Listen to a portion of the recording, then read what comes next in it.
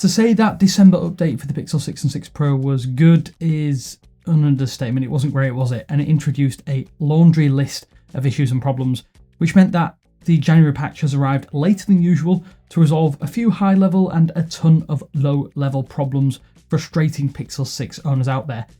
Has this OTA fixed things though? Well, we spent a week with it, so let's find out. Thanks for watching 9to5 Google here on YouTube. Remember to thumbs up, hit subscribe, and then tap the bell icon to be notified about all our future uploads.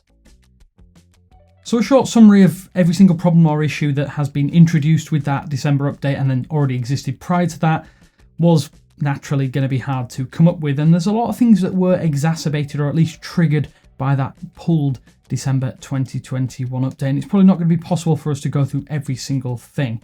That said, there has been a high volume of complaints in the time since that patch was then pushed and then pulled because of those problems, and to say it's had a rocky rollout is an understatement to say the least. There have been a few more common issues though that Pixel 6 owners have probably seen on their devices, and arguably we'd say the biggest problem facing Pixel 6 owners with that problematic December 2021 patch has been poor call reception, signal strength drops, and just general poor mobile connectivity. Certain carriers appear to be more prone to issues across the globe. Whether that's related to bans or just calling settings, it's actually quite unclear at this stage. Sadly for some people, this made the Pixel 6 and 6 Pro almost unusable on some networks, including some for 3 UK subscribers, and I did encounter some problems myself with the regular Pixel 6 in my local area. Signal level can just kind of like drop randomly, and disabling features such as Wi-Fi calling kind of helped resolve the problem for some people, but it wasn't great to say the least. And almost exacerbating the poor Wi-Fi connections that people have experienced for some Pixel owners, it's been prone to dropouts, and devices have been prone to disconnections randomly when updating. Wi-Fi calling and also can be sometimes a bit problematic, and that fails at times, which is obviously related to those poor Wi-Fi connections and dropouts. And sometimes connections themselves will just disconnect when your phone has been in sleep mode for a long time, or when just reconnecting to Wi-Fi after using mobile data. It's been no secret as well that the Pixel 6 and 6 Pro's in-display fingerprint scanner is very slow compared to the rest of the industry, and that's an objective fact. It's just the reliability here that has been proven to be less than desirable rather than the speed. The very first update for the brand new smartphone Duo has helped somewhat, but this optical reader has had problems with in-screen and screen protectors, whether you have wet or greasy fingers, and overall it just isn't the best out there. The Pixel 6 Pro has also been the most prominently affected by screen flicker issues, but luckily, or at least luckily that is, this is due to a software issue rather than the display hardware itself having a problem. And when pressing the power button when your phone is fully powered off, you might sometimes see a screen flicker or kind of artifacting on screen before your device fully powers on. It doesn't occur again when the phone itself is actually fully powered on and the display is working fine as normal. It's just a disconcerting little occurrence that would probably be worrying for anyone seeing it for the first time, and it's understandable that people will be peeved with this one. And then there was a bug within that December update that was the reason for call screen and hold for me. They were temporarily disabled by Google, and the bug was unspecified, but to lose two core selling features sold to prospective Pixel buyers and existing owners is going to be quite frustrating to say the least, especially if you do use these on a regular basis, especially that robocall call screen option, which does screen robocalls and spam calls, does save a lot of time. So it's quite annoying to have to lose that for a certain predetermined period of time. There were also a lot of complaints about the auto-rotate feature as that December patch did initially start to roll out before it was obviously pulled. The only solution was to actually reboot devices to get automatic rotation to work correctly again, and it had seemingly had problems with the gyroscope and accelerometer actually recognizing what orientation you held your phone in. There were other screen issues as well. The more prominent one did affect the Pixel 6 Pro, and that has been the auto brightness settings, which could sometimes just behave oddly and erratically by adjusting in sort of strange or large increments, or even decreasing in the similar manner. A temporary fix was just to disable the adaptive brightness mode, but this is not exactly ideal when it should work without a hiccup, and of course brightening and increasing brightness on and off can sometimes have a massive effect on overall battery longevity. On top of that, we'd also seen quite a few complaints with slow app openings. A good example of this is with the Google Camera app, which can kind of, or at least if you're running the previous update, can hang from the lock screen when using the power button double tap quick launch gesture. Although that said, once it was up and running, it usually is pretty fine. And there are a few other applications which obviously will vary from device to device and person to person. They sometimes would kind of take a little while to open compared to other flagship phones out there. One complaint that I personally saw myself was when activating picture-in-picture mode with certain applications, the floating video player could also sometimes have rendering issues, and sometimes it just wouldn't work correctly and kind of ruin the experience when viewing or going back to the actual other applications and having that floating window, and then it would kind of fix itself when going back to full screen. So that's most of the more common complaints that we've seen and heard from owners about. Obviously, it's hard to accurately assess some of those less quantifiable software fixes, such as general battery life and power consumption, given the inherent usage differences from person to person and device to device. But having spent almost a week with the January patch and having had some feedback from owners out there, we at least have a few concrete solutions with this patch from ongoing Pixel 6 problems, and here's what we found seems to be fixed, at least as far as we're concerned. It does appear that the January patch has resolved many of the cellular and Wi-Fi connectivity dropouts that many people have been experiencing, as we mentioned.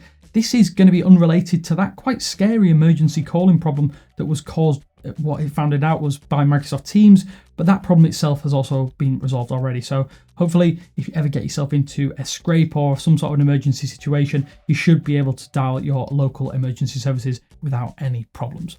I think we probably noticed, and it's likely a placebo effect in action, it definitely feels like the Pixel 6 January patch does appear to boost the overall speed and responsiveness of the phones, with some notable improvements to app opening times and important stability boost for the display refresh rate. A prime example, as we mentioned previously, of the app opening is that it does seem to decrease that Google Camera app opening when using the power button double tap gesture, and it seems to be a tad quicker, but sometimes it still can hang when coming out of sleep mode. So we're not 100% certain, but it does seem to be a little bit better here too. And while anecdotal, the display on the Pixel 6 and the 6 Pro, more so the 6 it is, does tend to stay at 90Hz much more consistently with no hangs at 60Hz. And the result is a smoother experience across supported apps and games.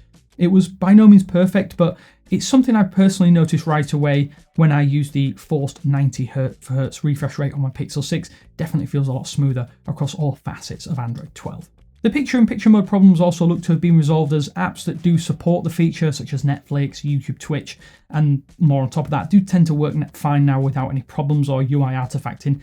When you're using a full screen app elsewhere and you use that floating window, it's easy to dismiss, and it seems to be working just as it should. We've seen a huge volume of complaints about that slow in-display fingerprint scanner, and while I will say that the unlock speed is not a major jump here, the reliability seems to be quite markedly improved here. And no, I will say the update does not suddenly make the Pixel 6 reader as fast as the best in the industry. It does though appear to have improved the rate at which your finger or thumb is recognised, given a screen protector is attached as well, which is likely going to be a major improvement as far as many people out there are concerned.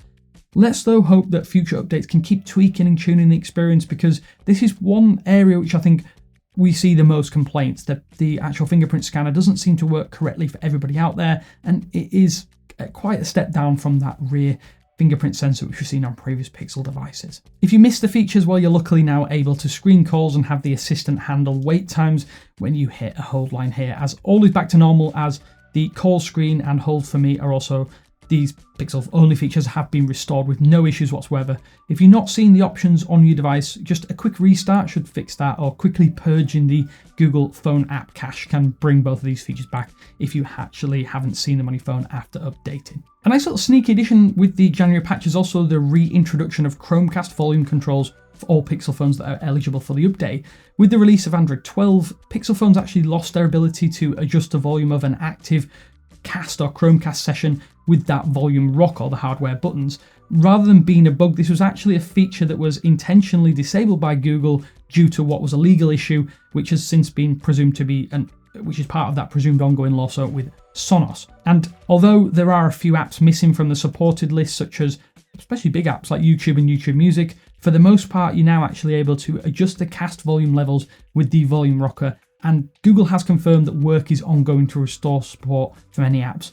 like YouTube and YouTube Music, as we just mentioned. You might not have also realised, but the Pixel Stand 2nd Gen now charges at full speed and will work fully with the Pixel 6 and 6 Pro with this update. If you did already have the December patch installed, then you'll be wondering what the fuss is, as it will have worked just fine for you. All of the on-screen controls and added features, though, are now available to all Pixel 6 owners, so long as you have installed that January 2022 patch. Not everything in this patch, though, has been fixed, unfortunately. Things such as that frustrating USB-C cable compatibility problem.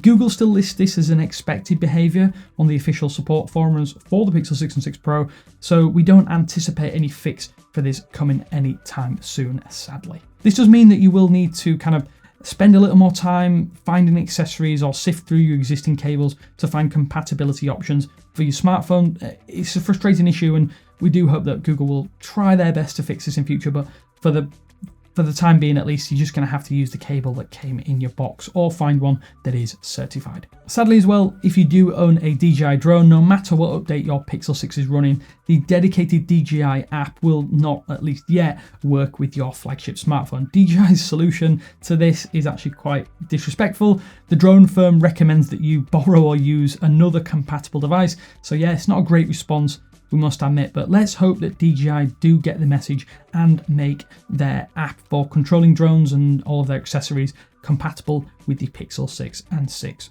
Pro. By no means is that everything that has been potentially fixed in the January patch, as there are over 80 individual fixes for Pixel 6 issues, and it's hard to really get granular as no two pixels appear to have the exact same problems, and every user has a different experience after all. And we all know that software is hard, and it's always going to be a big ask for Google to resolve so many problems with just one patch after what was such a massive overhaul with Android 12.